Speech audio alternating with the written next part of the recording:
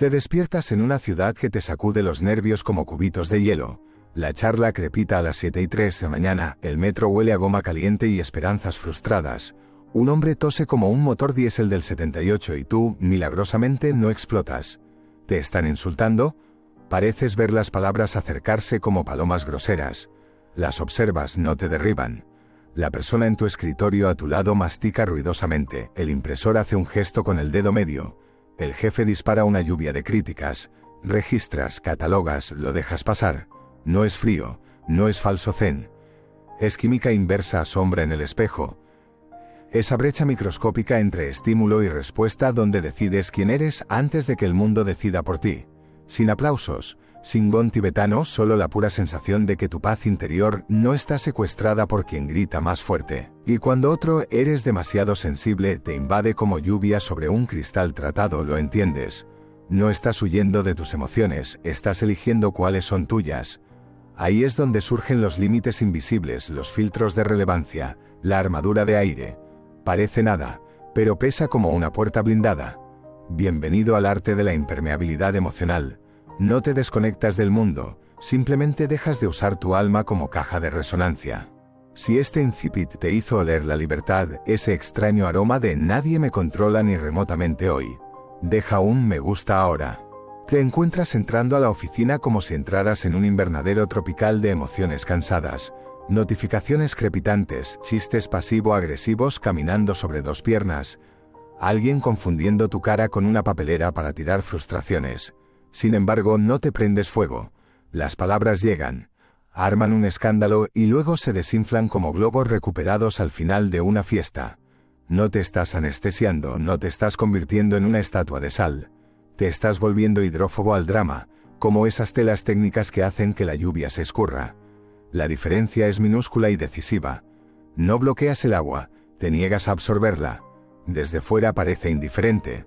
Por dentro es una cirugía.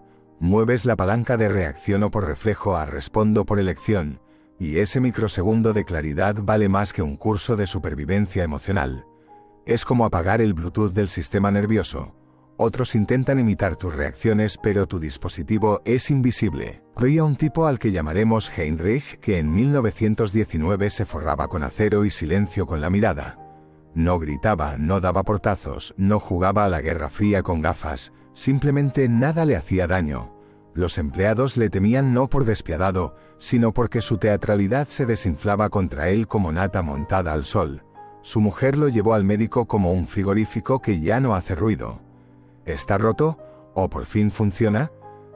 El día anterior, ella le había confesado una aventura como si se avecinara una tormenta. Él había respondido con 3 preguntas directas, sacadas de un manual de mantenimiento del alma. ¿Eres feliz? ¿Necesitas algo de mí? ¿Seguimos adelante o nos despedimos como adultos, sin dramas, sin una lluvia de platos, solo la gélida sensación de que el control no estaba en las nubes, sino en su barómetro interior? El secreto no era un corazón letárgico ni un curso intensivo de zen en YouTube. Heinrich había descubierto el espejo de la sombra. Cada persona que te irrita es una superficie brillante donde tu yo desintegrado te saluda. El colega grosero refleja tu miedo a ser indigno. El amigo fallecido refleja tu manía de controlar. El familiar crítico refleja tu tribunal interior que nunca se apaga. No es tu culpa, es un mapa. El insulto se convierte en una señal de tráfico, la provocación en un cartel de en proceso, la crítica en unas instrucciones de montaje de IKEA, enrevesadas pero útiles. Si te quedas ahí discutiendo con el manual, pierdes el mueble. Si lo lees, te sientas. Heinrich llegó allí tras una traición corporativa que destrozó su orgullo como un abrelatas. Su socio le robó a su cliente más importante, dejándolo con ansiedad y facturas sin pagar. En lugar de atacar con horcas, se preguntó lo que nadie quiere hacer. ¿Qué parte de mí está presente en esta escena? La avaricia del otro hablaba de su terror a la pobreza. La mentira del otro señalaba su hábito de ocultar sus sentimientos. La puñalada del otro indicaba su potencial capacidad de herir para salvarse. No se absolvió ni se flageló, se integró. Y cuando las sombras regresaron a casa, la ciudad dejó de sentirse como un campo minado y volvió a ser un mapa del metro con rutas alternativas. Tomemos un caso más cercano a tu espacio. Sara, profesional del marketing, es fisiológicamente alérgica a las interrupciones de Tom.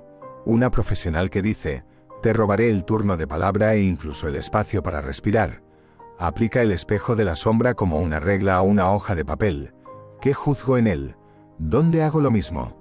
¿Qué me está enseñando? Descubre que cuando se siente insegura toma el micrófono como si fuera oxígeno, y su enfado con Tom es un reflejo de su enfado consigo misma.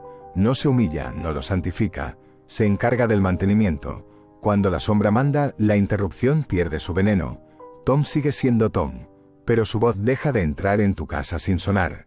Lo más elegante de todo esto es la brecha entre el estímulo y la respuesta. Ese pasillo de un segundo donde el tiempo se vuelve elástico y las palabras del otro aún no son cuchillos, solo objetos suspendidos. Ahí eliges si las recoges o las dejas caer. La mayoría de la gente confunde el timbre con el pasillo. Oyen un ding y ya han abierto la puerta de golpe, entregando la sala, el refrigerador y el cepillo de dientes. Empiezas a actuar como un portero con discreción. Abres, miras, decides. No es magia, es hidráulica. Pones una válvula entre la tubería del ego y el grifo de la conducta. Y cuanto más ejercitas esa válvula, menos te inundas. Para practicar el pasaje necesitas una habilidad aparentemente sencilla: subir a la galería del director. Cuando se aprieta el gatillo no te lanzas a la escena, retrocedes medio metro y ves la película.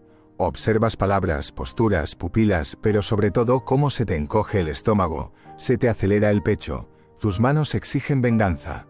Interesante, le dices a tu cuerpo, como un botánico ante una planta venenosa. La estudias sin comerla.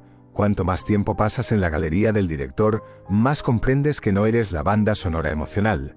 Eres el técnico que ajusta el volumen, y al volver al escenario el chiste sale limpio. María, profesora, tenía un director que repartía críticas como volantes frente al metro. Al principio se convertían en una armadura o en una mermelada, o se endurecían o se extendían. Luego intentó dirigir. Vio su prisa, la presión de la junta, el miedo a quedar mal, todo proyectado en quienes lo rodeaban. No lo justificó, lo enmarcó.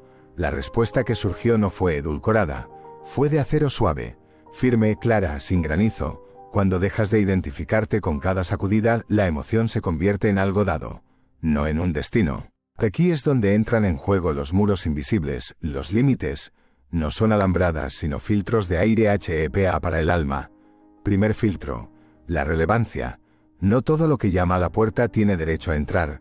Todo lo que no es necesario para el crecimiento se marca como visto y se devuelve al remitente. Segundo, la propiedad. Las emociones de los demás no son un paquete que se desempaqueta en el suelo, siguen siendo propiedad del dueño. Puedes observarlas sin tener que pagar la factura. Tercero, la identidad. Si tu eje del yo está anclado como una farola, el viento de las opiniones hace lo que debe hacer, sopla. Te doblegas, no te rompes y sobre todo no te desarraigan con un comentario. Hay un curioso efecto secundario. Cuanto más tiempo te quedas quieto, más redoblarán sus esfuerzos los reactivos. Tu calma es un reflejo de la distorsión emocional de otra persona. No reaccionas, no te regulas, no te comportas como una esponja, y por eso suben el volumen como de jotas desesperados a las 3 de la madrugada. Es normal, llevan años calibrando el termostato según tus reacciones. Cuando te desconectas, tienen que lidiar con el frío y el calor sin tus mantas. Te quedas ahí, con el radiador apagado, tu presencia encendida. A veces eso es todo lo que se necesita para cambiar de estación. David, un ingeniero de software con la paciencia al límite, entraba a la oficina cada mañana como si estuviera en una zona sísmica. Su jefe despotricaba, sus compañeros aporreaban teclados como tambores tribales, el aire era un aerosol de estrés. Volvía a casa con el corazón latiendo como maratones sin entrenar. Entonces decidió construir su propio cortafuegos emocional. Una especie de antivirus mental que se instala antes de encender el PC. Cada mañana se decía: hoy veo estrés, pero no lo descargo en mi RAM. Elegía sus respuestas con antelación. Nada de reacciones histéricas, solo paquetes profesionales y comprimidos. Se aferraba a lo que sabía, su experiencia, no la aprobación de su jefe. Después de 3 semanas, era como si hubiera cambiado de sistema operativo. Se acabaron los colapsos emocionales, se acabó el lag interno. Lo sorprendente, su jefe, percibiendo su recién encontrada estabilidad, dejó de tratarlo como una esponja y empezó a hablarle como a un igual. La calma, cuando es genuina, es tan contagiosa como la ansiedad. Aquí radica el poder de la radiografía psicológica. ver a través de las acusaciones como si fueran láminas transparentes. Heinrich el Acero Zen lo demostró en sus sesiones. Un rival lo acusó públicamente de ser un aprovechador despiadado. Cualquier otro habría estallado en cólera. En cambio se rió para sus adentros. Interesante, esa frase no se refiere a mí, se refiere a él. Tras la acusación de insensibilidad se escondía el miedo a parecer insensible. Tras la obsesión por las ganancias se escondía la cartera ansiosa. Tras la defensa de los trabajadores se escondía su propio sentimiento de culpa. Cada insulto es un autorretrato enmarcado agresivamente. El lienzo es suyo, no tuyo. Jung lo llamó proyección. Heinrich jugó con él como un videojuego. Game over, no eres el objetivo. Y aquí es donde la cosa se vuelve casi cruel. Cuando ves proyecciones dejas de tomarlas en serio. Otros te atacan. Los ves como niños con una rodilla raspada gritando al cielo. No puedes enojarte con un niño por llorar. Solo puedes preguntarte qué lo hizo caer. Este es el lado positivo de la inmunidad. La ira ajena se convierte en una radiografía de su dolor. Lisa, diseñadora gráfica, experimentó esto cuando un cliente la demolió, diciendo que su trabajo era amateur. Después de aplicar la lente de proyección, se dio cuenta de que el cliente vivía aterrorizado de ser un aficionado. No era ella la incompetente, era él quien se sentía expuesto. El resultado, ella se mantuvo profesional e intacta mientras que él se reflejaba en su propia sombra. Pero cuidado. Este superpoder corre el riesgo de aislarte. Cuando ves a un niño herido detrás de cada adulto, empiezas a sentirte como el único adulto en la fiesta. Heinrich confesó: «Doctor, a veces es como vivir en una guardería ruidosa. Observo», gritan.